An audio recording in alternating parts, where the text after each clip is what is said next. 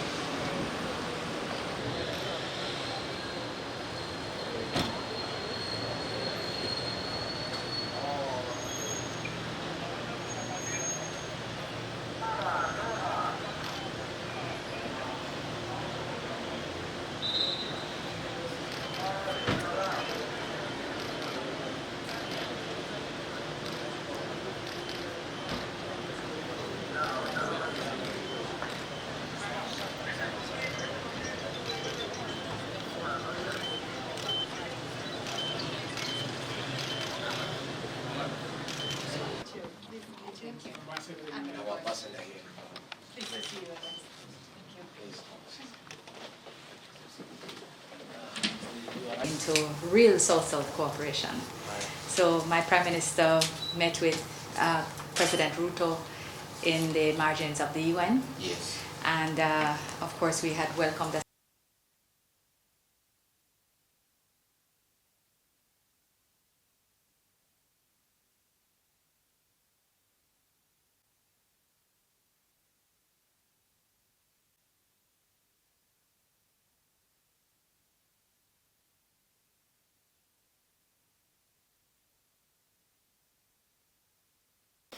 but the government is willing and ready to work with any institution within any space that will add value to the grand government plan in terms of women economic empowerment, women in leadership, women in the financial sector, women in security.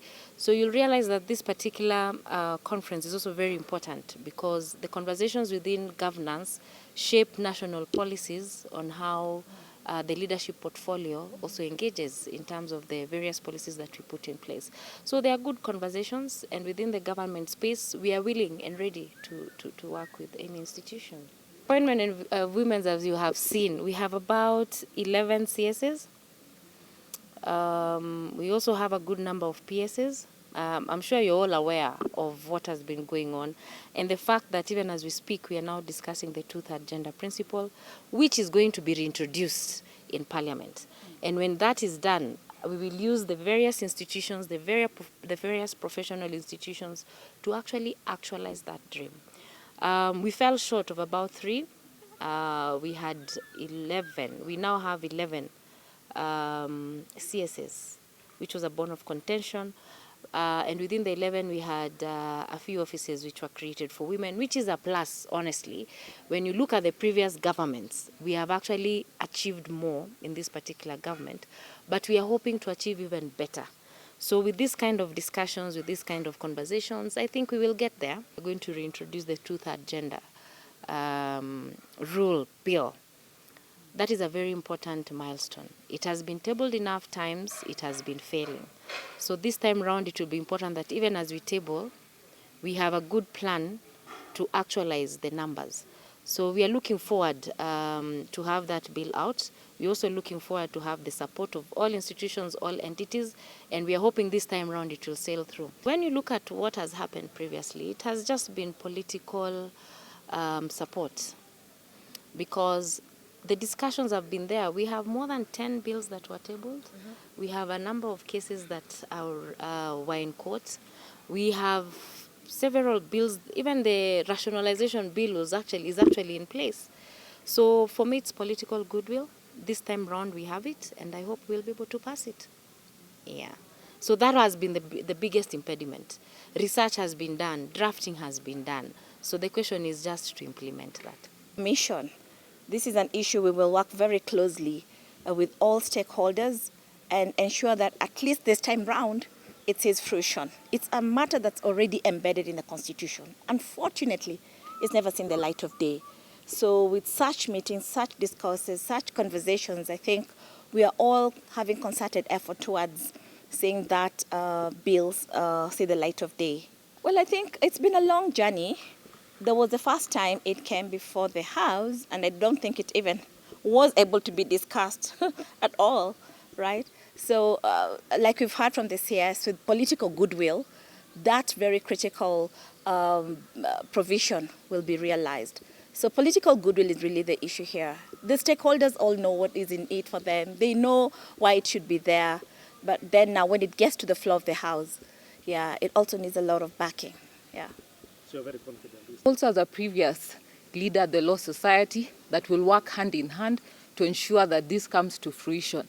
And I agree with her. We have had over 6 bills, and the saddest part was when the High Court gave a decision stopping the IEBC from implementing the two-thirds, and I felt that was the closest we have ever come. But now that there is promise of good political will, we as the Law Society also promise that we will work hand in hand with the CS Chigai and members of the cabinet to ensure that we support these steps, that we can finally have the law implemented to the letter. So on breaking the glass ceiling, we have seen there's been quite a lot of progress, especially in our country. If you compare the statistics in Kenya together with those that are appearing in the region, we are really doing well as a country.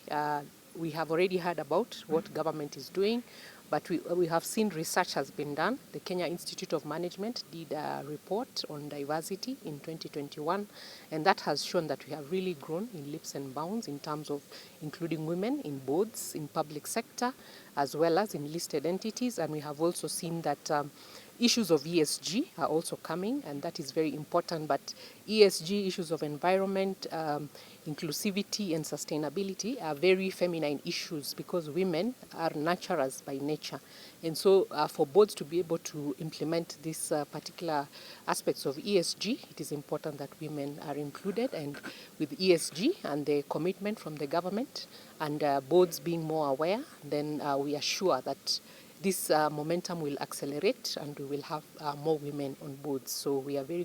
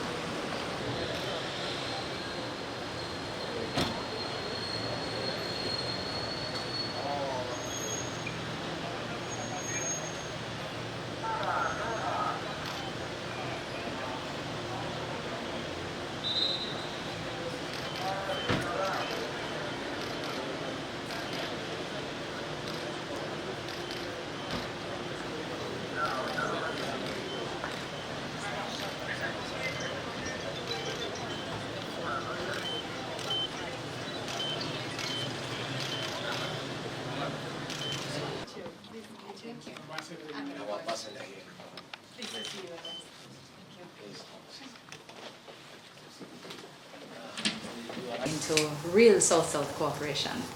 So my Prime Minister met with President Ruto in the margins of the UN. Yes. And of course we had welcomed